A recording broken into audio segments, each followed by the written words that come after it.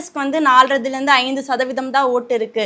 இவங்க வந்து இத்தனை தொகுதிகள் கேட்கறாங்களா, அத்தனை தொகுதிகள் கேட்கறாங்களா அப்படின்ற ஒரு விமர்சனம் இருக்குல்ல மேம். மேடம் நான் திரும்ப கேட்கிறேன் வந்துட்டு, நீங்க வந்துட்டு எந்த கணக்குல நீங்க 4%, 5%, நீங்க என்ன கணக்குல நீங்க சொல்றீங்க? எங்களுடைய ஓட்டு வங்கி நிறைய சதமானம் கூடியதுனால தான் ஒவ்வொரு கட்சியுமே எங்களுடன் கூட்டணி அமைப்பதற்காக நானா நீயான்னு போட்டி கொண்டிருந்தது நீங்களே பார்த்தீங்க. சமீப நாளால் காங்கிரஸ் டெய்லி செகண்டுக்கு செகண்ட் ஹெட்லைன்ஸா மாறிக்கொண்டிருந்தது என்றால் எங்களுடைய ஓட்டு வங்கி கூடியதால் மட்டும்தான். சரியா? இன்றைக்கு நாங்கள் வந்துட்டு ஒவ்வொரு இடத்துலையும் இன்னைக்கு இடையில வந்துட்டு அதான் சொல்லலை, இவிஎம் அது இதுன்றெல்லாம் பெரிய பிரச்சனை, எஸ்ஏஆர்லாம் பிரச்சனை இருந்தது. நாங்கள் எப்படி ஓட்டு வங்கி குறைஞ்சி என்பதை தலைவர் ராகுல் காந்தி அவர்கள் தெள்ள தெளிவாக காட்டி கொண்டிருந்தார். பெங்களூர்ல வந்துட்டு ஒரு சின்ன ஒரு 100 ஸ்கொயர் ஃபீட்டு கூட இல்லாத இடத்துல 100 பேர் 150 பேருக்கு அட்ரஸ் கொடுத்துருக்குறீங்க.